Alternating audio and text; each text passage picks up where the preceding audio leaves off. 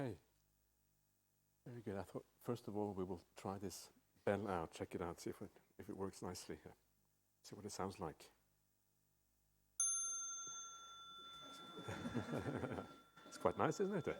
This has come all the way from Thailand, courtesy of Venerable Punsirivara over here.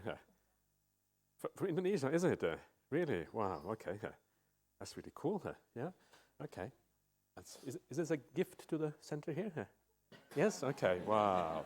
That's really nice. Very good. Okay.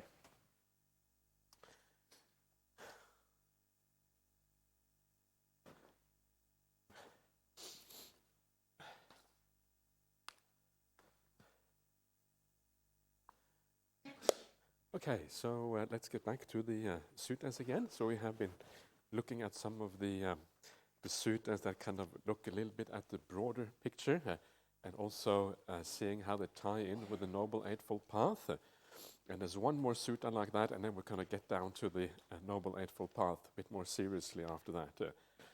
And this next sutta is a slightly poetic one, and the idea of Buddhist poetry, and there's quite a lot of poetry in the Buddhist suttas. You know, you go to the Dhammapada is obviously poetry, the Theragata is poetry, Udana is largely poetry, and there's a lot of poetry also in the Samyutta Nikaya, especially the first book of the Samyutta Nikaya is called the Sagata Vagga. Sagata means literally with verse, with poetry. So it's poetry mixed with prose, together. And lots of, and of course the idea of poetry is slightly different from the idea of prose. Prose is often used to make very clear statements about the Dhamma. Things are in a certain way. If you want to make a clear statement, prose is the best way to go because you have no restrictions on what you can say. In poetry, you have restrictions because there is like I was saying yesterday, you have a meter, you have a certain structure which makes a verse actually work. But the nice thing about verse is that it often is very inspiring. It's uplifting. So it has a slightly different purpose to it than the prose. And verse and prose often, the kind of in combination, they are very, very powerful. One side gives you a lot of clarity about the teachings, and the other side gives you more inspiration and a feeling of, wanting to do the practice, if you like. So this one is a little bit poetic. So that it's a kind of poetic way of describing the Noble Eightfold Path, if you like. And this sutta is called the Brahmin, and it goes as follows. This is actually a complete sutta. Usually I just have extracts, but this actually is a complete sutta for once.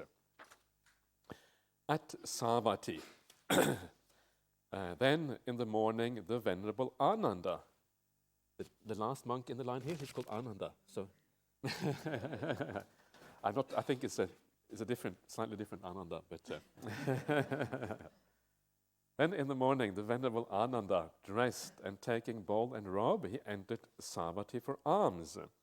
The Venerable Ananda saw the Brahmin Janusoni departing from Savatthi in an all-white chariot drawn by mares.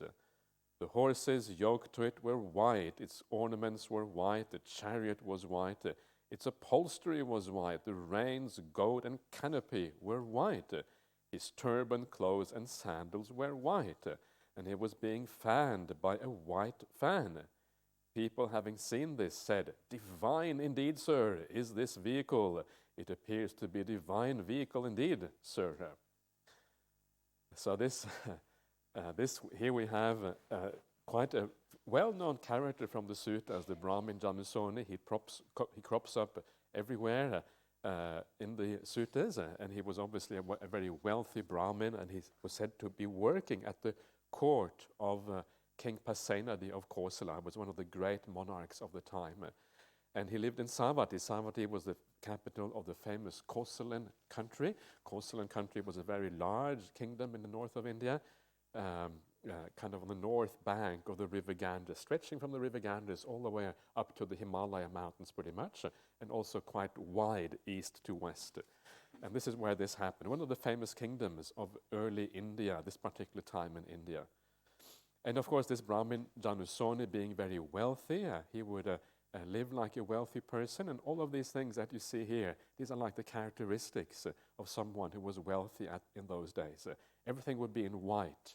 Yeah, you can see why white is a symbol of wealth, because if everything is white, you have to clean it all the time. Yeah, so you have to kind of have people to polish it and make sure it looks nice. So you have to be wealthy to be able to have everything in white, really. And of course, white also in Buddhism in those days is also a symbol of purity. Yeah, when people come, some of you are wearing all white here, which is really nice. If in Buddhist countries, very often people wear white on the Uposatha days. The Uposatha days are the days of the full moon and the new moon. People keep the 8 precepts, they come to hear a Dhamma talk, and they wear white as a symbol of purity. It's very beautiful when you see that.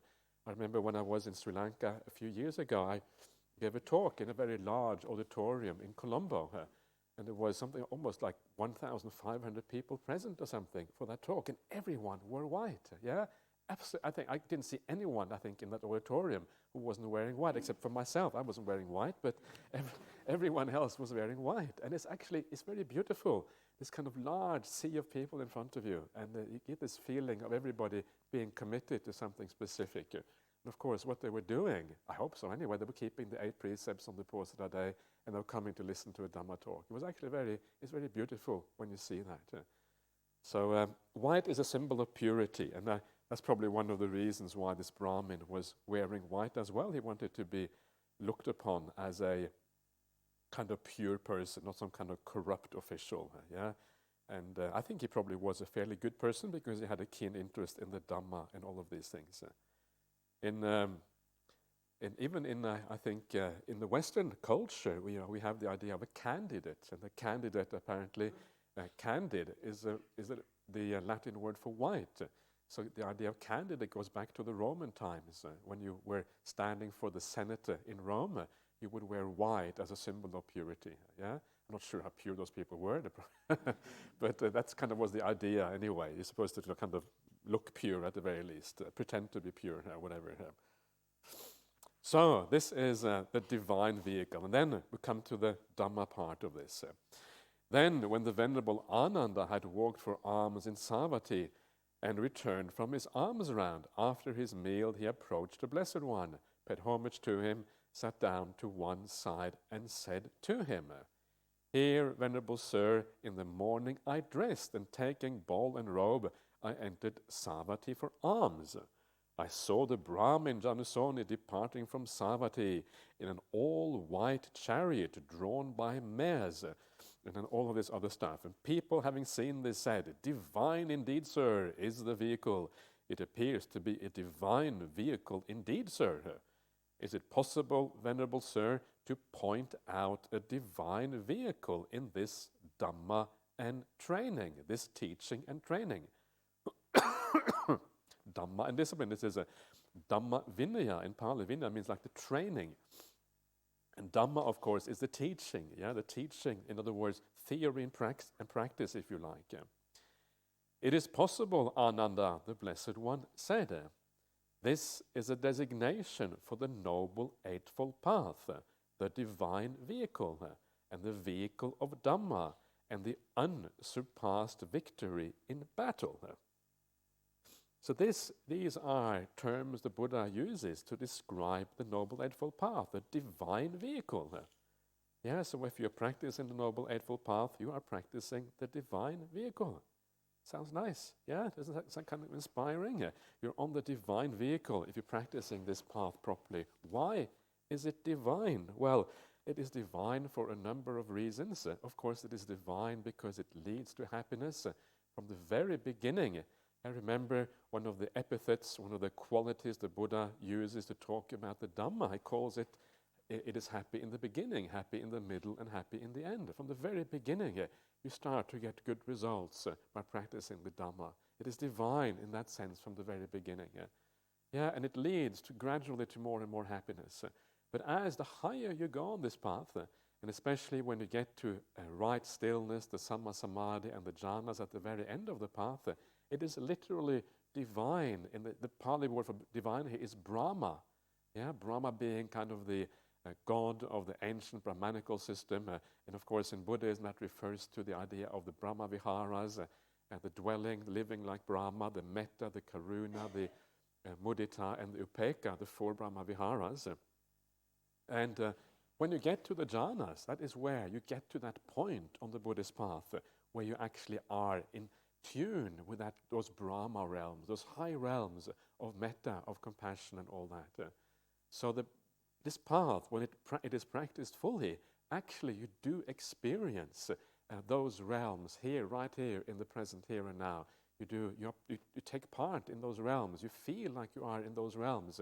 Mentally you're already there when you practice this path fully. So it is a divine vehicle in that sense. Yeah, and actually it's quite an inspiring term when you think about it. The Brahma Jhana.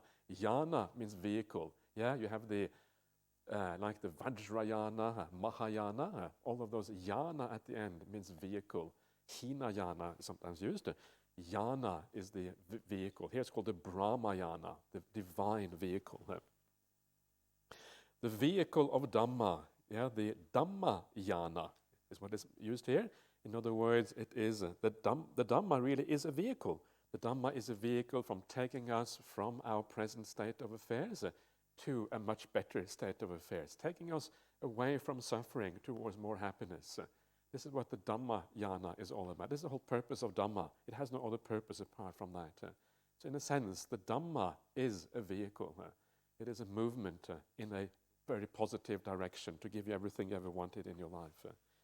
The unsurpassed victory in battle.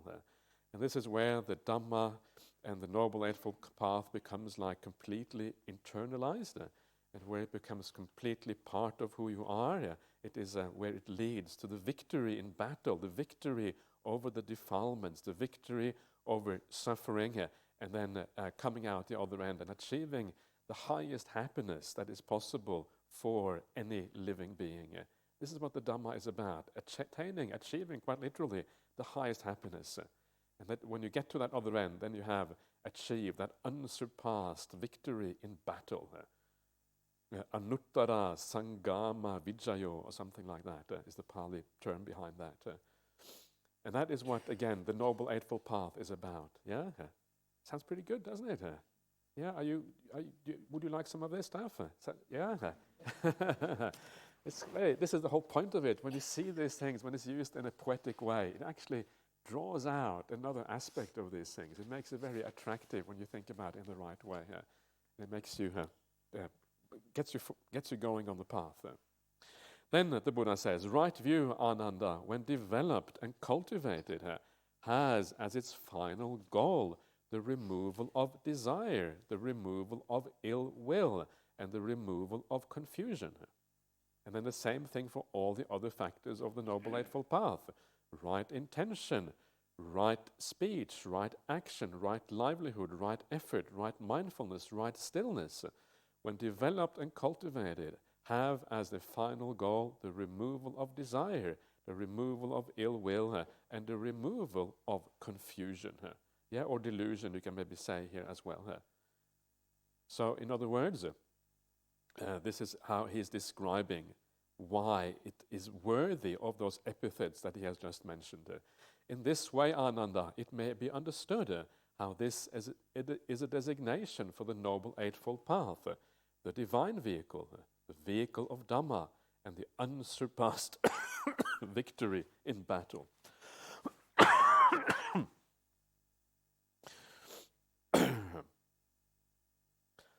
So, this is one of those strange things about the Buddhist teachings. We talk about the removal of desire, of ill will and delusion, and it doesn't sound all that kind of inspiring, perhaps. Yeah, okay, yes, you remove that, then what?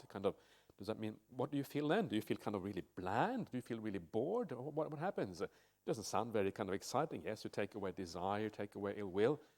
It's kind of, what then? But of course, remember, the point is that when you remove these defilements, the opposite qualities come forth. That is what is so important to remember here. Yeah, it is not just a bland state where kind of you feel like nothing afterwards. The point is that when you remove ill will, you actually have lots of metta. You have lots of kindness for people around you. You have tremendous compassion for the world. You understand the predicament they're in. When you remove desire, you become you find happiness in completely different places. You find happiness in the joys of samadhi and all of these kind of things. It is far better than having desire. Desire is a problem. You find real happiness through that. When you remove delusion, you become wise. Yeah, you understand what is really worthwhile pursuing in life, what matters, what is just a kind of a veil and a delusion and not really real in the sense of giving you sustained and profound happiness. So remember, when you see the negative terms, the positive applies at the same time. These are just two sides of the same coin. It's important to remember that, otherwise it doesn't sound all that, yes, okay, you remove ill will, then what? It doesn't maybe not sound all that interesting as such. But of course the point is that it is. Then we have these little verses at the bottom here where the Buddha reinforces the idea of what the Noble Eightfold Path is all about. This is what the Blessed One said. Having said this, the Fortunate One, the teacher, the Fortunate One is the Sugato, the teacher, the Satta, further said this. Its qualities of faith and wisdom are always yoked evenly together. Shame is its pole, mind its yoke tie, mindfulness the watchful charioteer. The chariot's ornament is virtue, its axle, jhana, energy, its wheels. Equanimity keeps the burden balanced, desirelessness serves as upholstery. Goodwill, harmlessness, and seclusion, these are the chariot's weaponry. Forbearance, its armor and shield, as it rolls towards the security from bondage. This divine vehicle, unsurpassed, originates from within oneself. The wise depart from the world in it, inevitably winning the victory here. So these are then the verses spoken by the Buddha, and I'm going to try to draw out a little bit of the meaning here of what actually the ideas behind this is. And the first thing is to recognize some of the shortcomings sometimes of the translation that is given here. So its qualities of faith and wisdom are always yoked evenly together. I don't know why Bhikkhu Bodhi has put evenly in there, because there's nothing in the Pali that suggests evenly. So I would have translated this as something like the yoke is the qualities of faith and wisdom always bound together. Yeah, so the yoke here, the yoke is, you have this would be a kind of a typical chariot where you have two horses or perhaps two oxen, depending on whether it's an ox chariot or a horse chariot. And they would be bound together by a yoke which holds the animals together and binds them to the carriage. Yeah, and here, those two horses, because we are talking about the horse chariot, those two horses here, they are what is meant by wisdom and faith. So the power of the chariot, the thing that empowers it, the engine of the Noble Eightfold Path, the engine of the chariot is wisdom and faith. This is what allows you to move forward. And this is very similar to the Noble Eightfold Path. You have a right view and you have a right intention. Yeah, wisdom and faith, or if you like, confidence and wisdom. This is where that is found on the Noble Eightfold Path. So the more you have of right view, the more you have of that wisdom quality, the more you have of confidence, the more you are enabling the Noble Eightfold Path. That's why a right view is at the very beginning, at the very start. Once you get right view, I shouldn't say get it sorted out, because it doesn't really work like that. It's a gradual movement towards right view, a gradual strengthening of the right view. The more you strengthen that, the more you are building up the foundations of the Noble Eightfold Path, enabling you to actually do the practice. Right view is the engine. Once the engine is going, the vehicle has to go as a consequence. These things happen almost automatically. And one of the interesting points here, and this is kind of quite unique, I think, to the Buddhist teachings, is that faith, saddha in Pali, and wisdom, panya, always go together. these are not opposed qualities in the Buddhist teachings. Yeah? So the more wisdom you have, in other words, the more insight you have into these teachings, the better you have practiced the path, the less defilements you have, and all of these kind of things, the more faith you have. Wisdom leads to more faith. Wisdom leads to more confidence. And the more confidence you have, the more wisdom you tend to have, because you then act accordingly, and it gives rise to real insight. So in Buddhism, these two are conjoined qualities, wisdom and faith. They are not separate. Yeah? And this is very interesting, because it gives you an idea that in Buddhism, faith is not an affair which has to do with being blind. You just believe because it's good to believe. No, faith actually comes out of right view. It comes out of of wisdom to start with. That is where that faith and that confidence actually come from. They are conjoined to each other. They are part and parcel of the same kind of outlook. Yeah, this is very, very useful. So why do we use these two words? And the reason why we use two words like saddha and panya is because confidence is kind of more basic.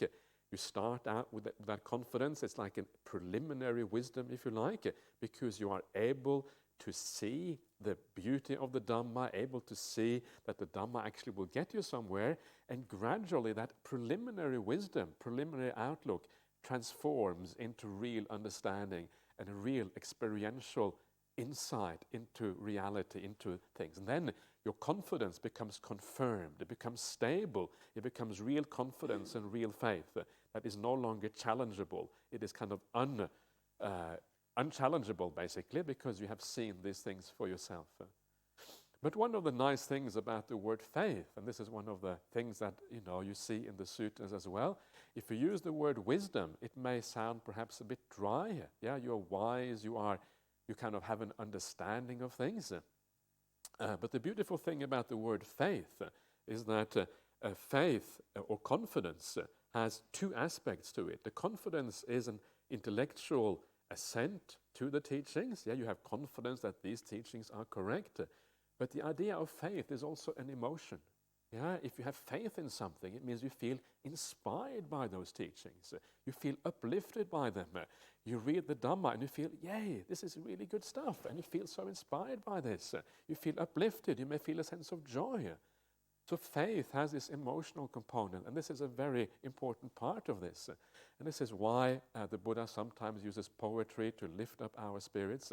This is why the Buddha recommends things like contemplating the Dhamma, because it lifts you up and it actually enables you, it empowers your practice precisely because of that emotional component of the Dhamma. So faith and wisdom are two important things that they go together in that sense, that there is the understanding side and there is the emotional side. And when those things come together, that is when it becomes very powerful. When I talk about emotion here, I mean emotion in the sense of these very positive emotions. Yeah, when you sit down and you start to feel joy in your meditation practice, that's what I'm talking about. And many, many of you will know what this means, because you will have had these experiences in your meditation over days. Very, very positive force in your mind when these things start to arise. So this is the engine that allows the Dhamma to take off. That's why it is at the very beginning of the Noble Eightfold Path. It shows you the way. When that confidence and faith is there, then the practice happens automatically, yeah? Because you know this is what you need to do. Just like the draught animals are the thing that drives it forward, drives the carriage forward, in the same way, these are the qualities that drives the Noble Eightfold Path forward. And then it says these are always bound together. Yeah, not evenly necessarily, but they're always bound together. So this is the yoke with the animals. And then it says that shame is its pole, mind its yoke tie. I'm not sure exactly what the yoke tie is, but I think it is possibly the thing which ties the pole. So the yoke is the thing which binds the animals together. The pole is what ties to the yoke and ties the chariot to the yoke. Yeah, so the chariot is bound to the animal. That's the pole. And then the yoke tie might be the thing which binds the pole to the yoke, perhaps something like that. I'm not entirely sure what this means. I'm no expert in this ancient chariot, so I'm not exactly sure how this works. But shame is the pole, yeah? And the idea is that when you have wisdom, when you have faith, you understand the importance of living well. And you feel a sense of shame. You feel a sense of, you feel bad about things when you do things that are bad, yeah? You feel a sense, you feel that you haven't lived up to your own personal standards. You know that you are dragging yourself towards some suffering in life, yeah? And because you know that, because that's where your faith and your wisdom is, you avoid that. So this is what binds together the chariot to the engine in front. Once you have that understanding, the shame, the fear of the consequences of what you're doing, holds this whole chariot together and drives you forward. Mind is the yoke tie. I don't know what that means, so unfortunately I can't really comment so much on that one. Mindfulness is the watchful charioteer. The charioteer sitting on the chariot, holding the reins, steering the animals in the right way, so you're heading in the right direction. So you already have the wisdom there, and now mindfulness has to ensure that you're driving in the right direction.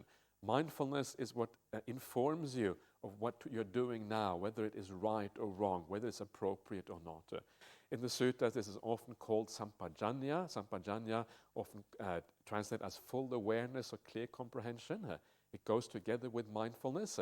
It's the ability, first of all, to be aware, you know what's going on, and then to know whether what you're doing is appropriate or not for the task at hand. The task at hand here is to drive the chariot towards Nibbana. That's the task. What I'm doing now, am I going in the direction of Nibbana, or am I going in some other bad direction? What is the opposite of Nibbana? Maybe Mara's realm or something like that. So you ensure that is the charioteer's job, to drive you in the right direction. So that's what mindfulness is about. And sometimes mindfulness in the suttas is called the adipati. Adipati means like the Lord, yeah? It is the ruler, because mindfulness, in a sense, if you have real mindfulness, mindfulness steers your life, it rules your life. It enables you to choose the right path and the wrong path. If you have no mindfulness, it's like you're walking around in a cloud. You don't really know if you're going here or there. The more clarity you have, the more ability you have to steer your life in the right direction, yeah? And this is kind of the point here. So when wisdom and mindfulness comes together, mindfulness gives you the awareness of what is going on. Wisdom gives you the ability to know whether you're heading in the right direction or not.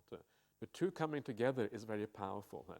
That's why mindfulness is called this ruler in your life. It rules our life. It enables us to head either in the right or the wrong direction. So this is what the watchful charioteer is all about. And then it says the chariot's ornament is virtue. And I think that's a terrible translation, because virtue is not an ornament. It sounds like it's something that you can cast off. It doesn't really matter. It's just there for beauty or whatever. But that's not the point. The Pali word here is parikara, and parikara really means equipment. Yeah, virtue is an integral part of the Noble Eightfold Path. It is the equipment that allows you to reach samadhi, that allows you to be mindful. Without virtue, the path doesn't work anymore. It is absolutely important. To say it's an ornament, to me, completely misses the point. It is an equipment that enables the path to go forward. Yeah, and without that virtue, nothing really happens. It's one of the interesting things when you read the suttas, you see how important and basic the idea of kindness, compassion, virtue, morality, living well, how it is the foundation for everything else on the Buddhist path. So it's important to get these things the right way. I don't really understand why Venerable Bodhi translates an ornament here, because everywhere else he translates parikara as equipment or requisite or something like that. It's a bit of a mystery to me here. Anyway, its axle is jhana, its energy is its wheels. Yeah, and again, quite interesting, the idea that the axle is jhana, the axle and the wheels obviously are very closely related to each other. Yeah, they are bound together. If you have the axle, you will have the wheels normally. If you have jhana, you always have energy. Energy always comes along with samadhi. You cannot really have samadhi without energy. So this is what enables, this is what gives gives the ability for the chariot to move forward at speed, yeah, without wheels or axle. You're just going to sit there on the ground. The horses are going to pull as hard as they can, and you're barely going to budge because you can't build up any speed if you don't have any wheels on this chariot. So this is what enables a chariot to move forward at speed, to get you to the destination. Otherwise, you're never going to get there. Yeah, and it shows you the significance, the importance of samadhi on the Buddhist path, of jhana on the Buddhist path. Without it, there is missing that power of the mind that gives you the speed, gives you the force, gives you the energy to actually be able to reach the goal. Samadhi is essential for the path. Equanimity keeps the burden balanced. If you don't have equanimity, it means you keep on moving to one side or the other one. You attach to one thing, then to another one. You desire here, you desire there. Equanimity keeps you in the balance all the way through, not really getting too excited about anything here. The Pali here also means, quite interesting, it also has a double meaning. It also means that equanimity is the foremost samadhi, is an alternative translation to that one here. So, which of course is true, because equanimity is like the fourth jhana, the highest samadhi on the path. Desirelessness serves as upholstery here. And again, I don't think this quite gets to the point, because I'm not sure how desirelessness is the upholstery. Rather, it is the covering of the chariot. Yeah, it is the covering, and because a chariot might have a covering, you sit inside. And the idea is that if you want to keep the chariot clean from dust and rain and external elements, you have to have a covering. Otherwise, all these defilements come inside.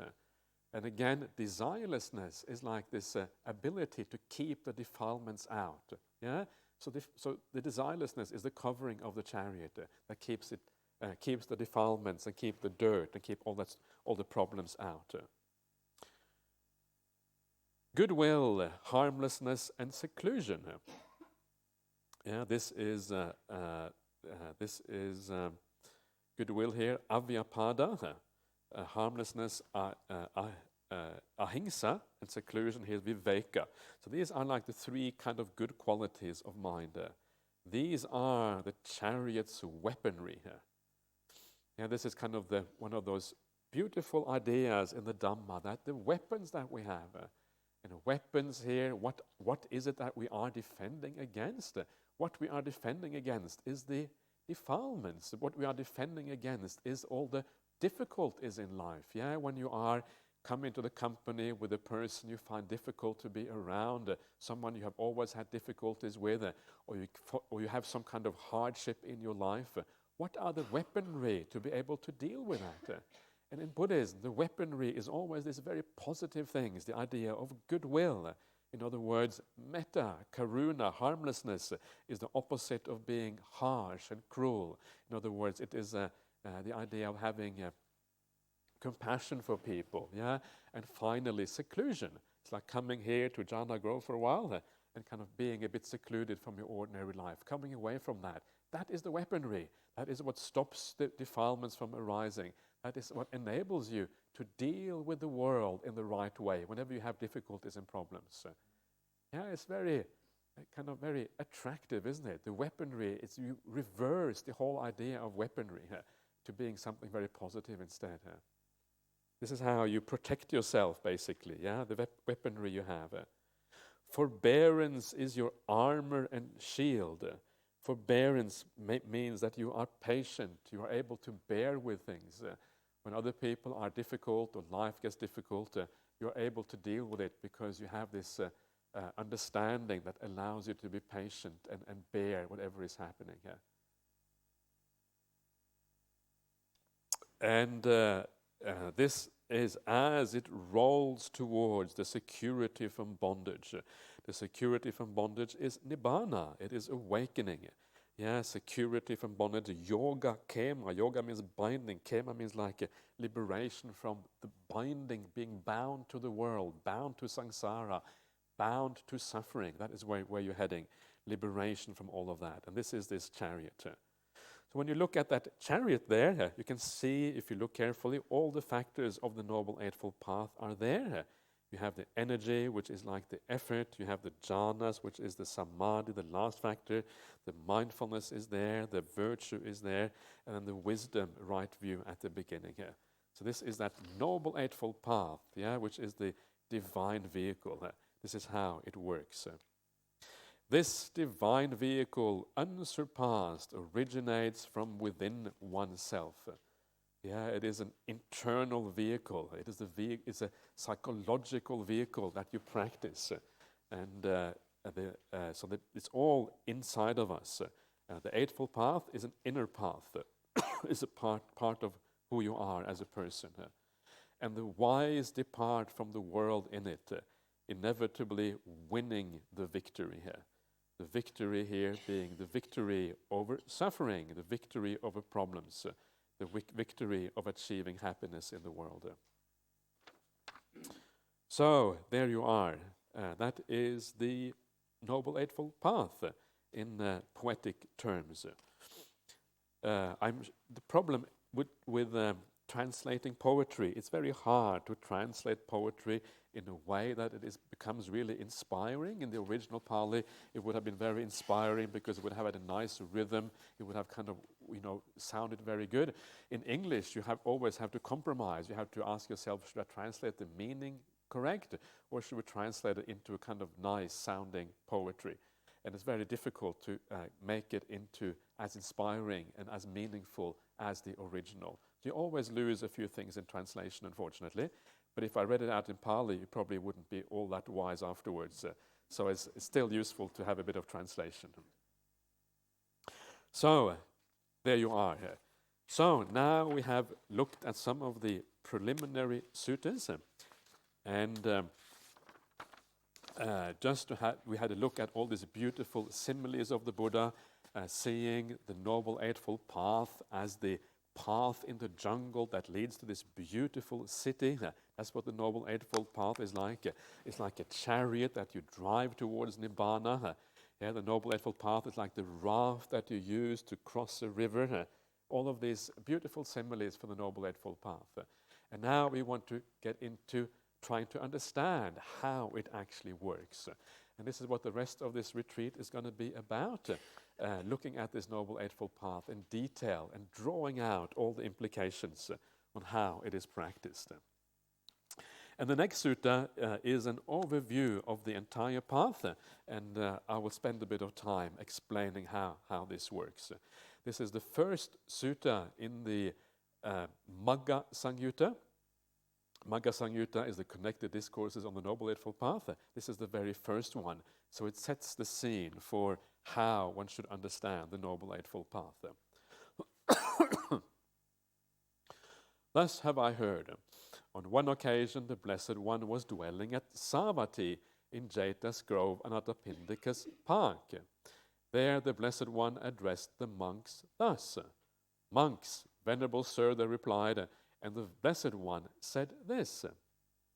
Ignorance is the forerunner in the entry upon unwholesome qualities, with shamelessness and fearlessness of wrongdoing following along. For an unwise person immersed in ignorance, wrong view springs up. For one of wrong view, wrong intention springs up. For one of wrong intention, wrong speech springs up. For one of wrong speech, wrong action springs up. For one of wrong action, wrong livelihood springs up. One of wrong livelihood, wrong effort springs up. For one of wrong effort, wrong mindfulness springs up. And for one of wrong mindfulness, wrong stillness springs up. And then, of course, you have also the exact reverse. The reverse is when you start off with a true knowledge or insight, then the whole reverse thing happens as a consequence, and you end up with right stillness at the very end. I'll come back to that last paragraph later on. So this is how the Buddha explains the Noble Eightfold Path. And there is a number of things here that is very interesting about this. And one of the things that is very, I think, important about this is what you will see again is the quality, how it is sequential, how one thing leads to the next one. It's a causal sequence. It is not just a random accumulation of 8 factors of the Noble Eightfold Path. They have a particular sequence where each one leads on to the next one. And this is one of the things I was mentioning yesterday about how the Dhamma is always structured very beautifully, how nothing is random. When you have the 5 khandhas, for example, it's always the same sequence. Rupa, form, then Vedana, feeling, then Sanya, perception, then Sankhara, will, and then Vijnana, consciousness at the very end. Always the same sequence. 5 hindrances, same sequence. 6 sense bases, same sequence. Dependent origination, same sequence. Everything is always the same sequence. And the reason for that is because the sequence matters. And the sequence can be, for example, it can be a sequence where it starts with the more important, starts with the more significant thing, or the most basic thing, if you like, the thing that you have to deal with first, and then moves on to more refined things. That's one way that the sequence works. Or the sequence can be, as it is here, a causal sequence, where one thing actually leads to the next one, where there is a direct link between these factors. And this is very common in the suttas. I was mentioning the 7 factors of awakening before. That is a causal sequence. Dependent origination obviously is a causal sequence. 5 faculties is a causal sequence. And this is very important, because once you understand that something is a causal sequence, it becomes much more clearer what you have to do. So when we are here dealing with the Noble Eightfold Path, because it is a causal sequence, it means that right view, the very first one, is actually very significant. Because once right view is in place, the other things tend to happen as a matter of course. This is what causality means, that once the first aspect of causality is in place, everything else happens as a consequence of that. If you haven't got right view, if you haven't got the very first one, nothing is going to happen. You're going to kind of get stuck at the very start. If you start off with the wrong view, everything else goes wrong on the path. And this is what this is saying here. Start off with the wrong view, everything else becomes wrong as well, and you can't really get anywhere. So a lot of the emphasis on the Buddhist path would be to get the view right. And as you practice these teachings, as you do your meditation practice, as you live a life of kindness and compassion, you keep on reflecting on these teachings to strengthen that right view all the time. Right view in Buddhism is not something that either you have it or you don't have it. It's either, I consent to the Buddha's teaching, okay, now I have a right view. What's next? It isn't really like that. Right view is something that you develop gradually over time. You ask yourself, what are the implications of these teachings? Traditionally, people talk about right view in Buddhism being like having an acceptance of rebirth and karma. But and there's much more to it than that. But if you start with that, what does it mean to accept the idea of rebirth? And one thing is just to say, yes, I believe in rebirth. Maybe you have been born in a culture with rebirth comes with the culture, But it's just like a cultural inheritance that you have got. But it doesn't mean that you have any real deep appreciation of the idea. So you ask yourself, what does it mean when there is rebirth? What are the implications of this? What are the implications of the laws of karma? What does it mean for me personally? And once you start to understand what these things actually mean, that is where they become powerful, because they actually give you, again, this emotional resource, the emotions that drive you forward on the Buddhist path. We are driven by emotions. This is what it's like to be a human being. That's why we have desires. Desires are always about kind of getting what we want one way or another. This is emotional things. We are emotional beings. So emotions are so important to get those things right at the beginning here. And then these things work out. So remember, right view is a gradual thing that you develop gradually over time, more and more. It's not just an assent to a certain number of principles and you say, aye, sir, I assent to that. It's not as simple as that. It is a gradual development. And so this is the first thing to understand about this path, the importance of this causality of the Noble Eightfold Path. And then, so we will spend quite a bit of time looking at right view for that reason, to make sure we give that a maximum chance to kind of to sink in and consider that. And then you have the whole sequence coming as a function of that, ending up in the negative sequence here, ending up with wrong stillness. Yeah, in the positive sequence, it ends up with right stillness if you have a right view. And this is one of those interesting things about the Buddhist path, is that it ends up with samadhi. Samadhi is the last factor of the Noble Eightfold Path. So what happened to wisdom?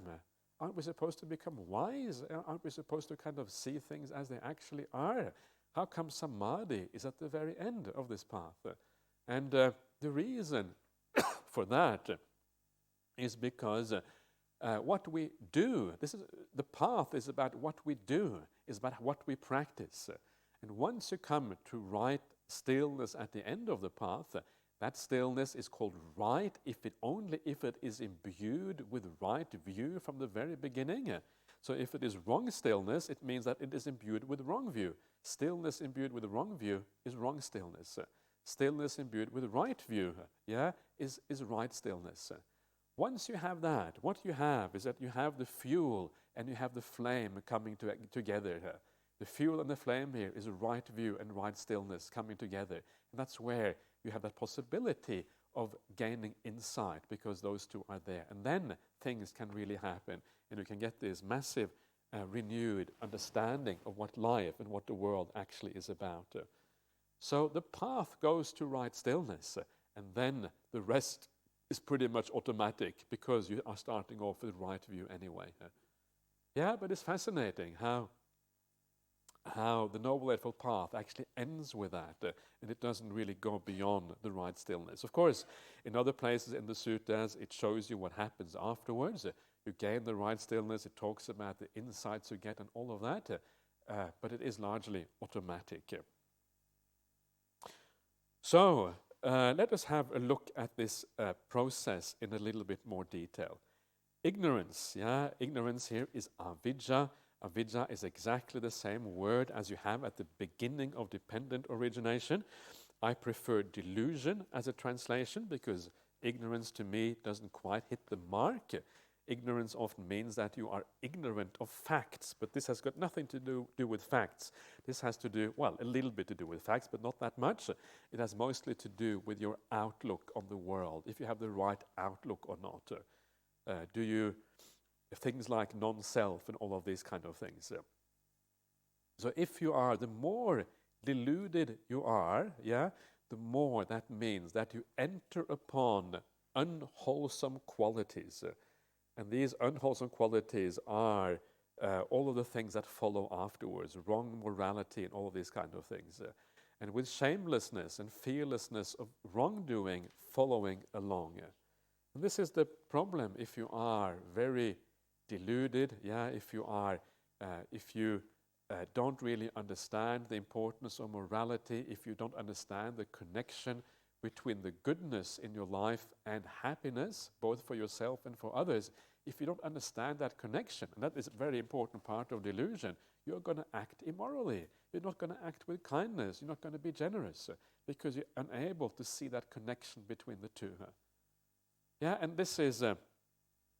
to me, and I think for people who have been Buddhist for a long time and practiced this path for a long time, the connection between how we live, the intentions that we have in our life, and how we experience life, actually it becomes very obvious after a while. And this is, I mentioned this yesterday, the connection between your intention towards others, whether you are kind or not, and how you feel about yourself. And I'm sure most of you here will agree that if you look into yourself, it's very obvious that there's a very strong connection there. If you do something which isn't quite nice, you tend to feel bad about yourself afterwards. If you do something kind towards others, you tend to feel good about yourself afterwards. And that's really all there's to it. Yeah? And once you understand that, you get a fear. You start to get a slight fear of doing what is wrong because you know that you are dragging yourself down. You know the consequences of this is to destroy your own happiness. Who wants to destroy their own happiness? It's crazy to destroy your own happiness. Everybody wants to be happy.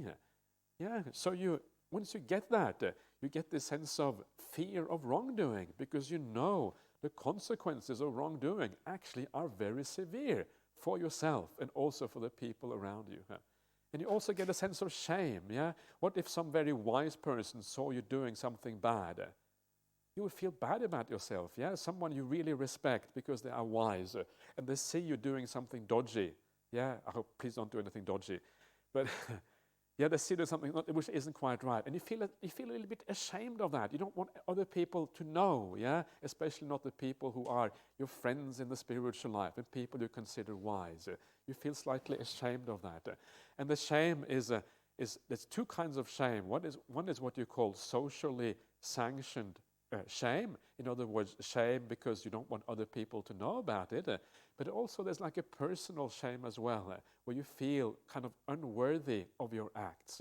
You feel that you are really better than that. Yeah, you don't want to.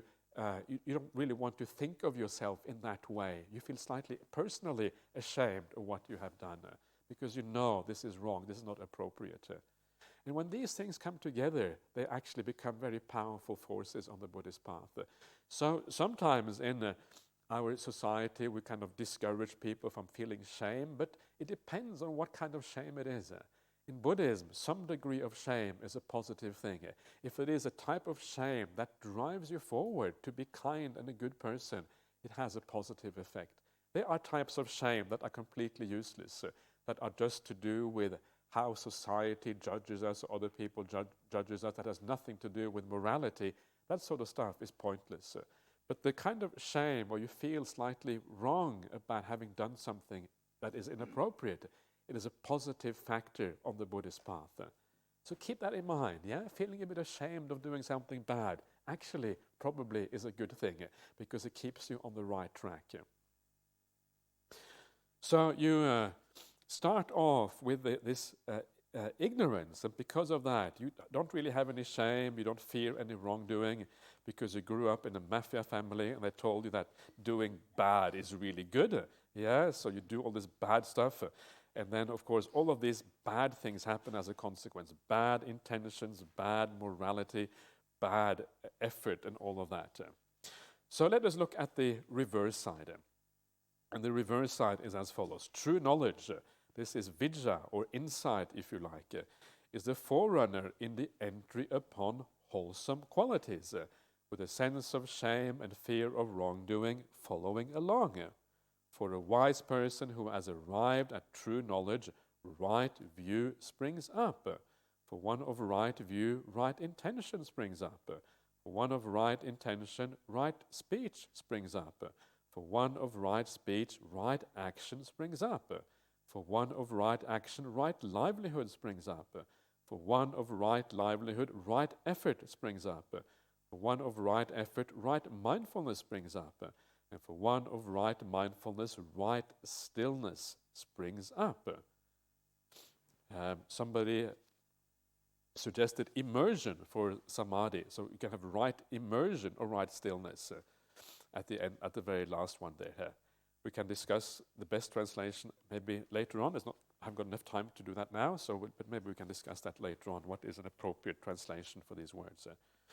So here, true knowledge, yeah, I think insight is a good one, a good translation. Vidya, the opposite of delusion. Delusion means you're walking around in darkness, not knowing what is going on. Insight is like seeing clearly what is going on. The lights being turned on. Now you understand what is actually how the world works. You understand that there is a problem with being immoral. You understand that there are good reasons for living a good life of kindness and compassion. All of these things become clear for you. And as a consequence, you get this sense of shame and a fear of wrongdoing because you understand that the consequences of wrongdoing are very severe. But it's not just a negative thing that you are afraid of wrongdoing, but actually you are encouraged to do what is good. This is one of the things that I always found very inspiring on the Buddhist path, and we will see more of this later on, is that morality in Buddhism is not just about avoiding the bad stuff. It's about deliberately doing the good things. Deliberately trying to be kind, deliberately supporting others, deliberately saying kind words, deliberately thinking kind thoughts. So, and this is kind of unusual. You don't find very many moral teachings that actually emphasize the positive side of things, but in Buddhism we do. By avoiding doing the bad stuff, you avoid having a bad conscience and thinking bad things about yourself. By doing the good things, you actually positively feel good about yourself. You feel, yay, yeah, I'm doing the right thing, I'm living well. And that becomes, again, a force in your meditation practice. So, you have the insight, and of course part of that insight is that you have this true knowledge, you have right view. You have the right understanding, the right outlook on things. And right view has many different degrees with it, of it, and we're going to have a look at all those various degrees later on. Once you have that right view, you see the world in the right way, you understand the dangers in immorality, you understand principles like rebirth and karma, you understand all of these other things, impermanence, non-self to some extent, where suffering and happiness lies. You understand about, an aspect of rebirth is, for example, how we deal with our parents, our understanding of generosity, and all of these things are aspects of right view. The more you have of that, right intention springs up. And right intention, one way of translating that is as a right aim, right purpose in life. Your purpose becomes clear. Your aim becomes clear. You know what you have to do. You know where you want to go. Because right view clarifies what you are living for. This is what gives life meaning. And suddenly, if your life has meaning, the purpose becomes clear. You know what you are doing now. Ajahn Brahmali likes to translate this factor as right motivation. That's also an interesting translation, and I think there's a lot to be said for that. But personally, I prefer right aim and right purpose. Depends a little bit on how far you have gone on the path, whether right motivation or right aim is superior. But I personally prefer right purpose here. So your right view, your purpose comes into view, and you start to see what you are living for. You start to see how you're supposed to achieve that. Once the purpose has become right, the aim has become right, the first aspect of that aim is to live well, to be kind, right speech, right action, right livelihood. This all has to do with morality, living in the right way. Once you live in the right way, then you come to right effort. Right effort is the refinement of living well, also coming to the mind, clearing out the mind, clearing out some of the coarser defilements, making the mind more positive, having more metta, having more compassion. This is what right effort is all about. Then comes the right mindfulness. The right mindfulness is where meditation starts. The very last defilements and problems in the mind get kind of sorted out. And when they get sorted out, eventually, this is through satipatthana and right mindfulness, that is where real deep meditation becomes possible, because all of those defilements have been left behind. That is where you get to samma samadhi. You can see here this beautiful path, a path of purification. The path where you gradually purify yourself. You get the right aim, you understand that to purify yourself is really the whole purpose of life. And you have this beautiful gradual way of purifying your mind until eventually you reach the highest purity and you come to right stillness. And that is where real insight becomes possible. The Visuddhi Magga, that famous work written by the very famous monk Buddhaghosa about 1,000 years after the time of the Buddha. He wrote a book called the Visuddhi Magga, but really it is the Noble Eightfold Path, which is the Visuddhi Magga. That is the path to purity, the path of a purification that takes you to all of these positive things and all the way to the end of the path itself. Okay, so that is all for this morning. And please keep on enjoying yourself. have a nice lunch down the line, and we'll see you back again at 3 o'clock here.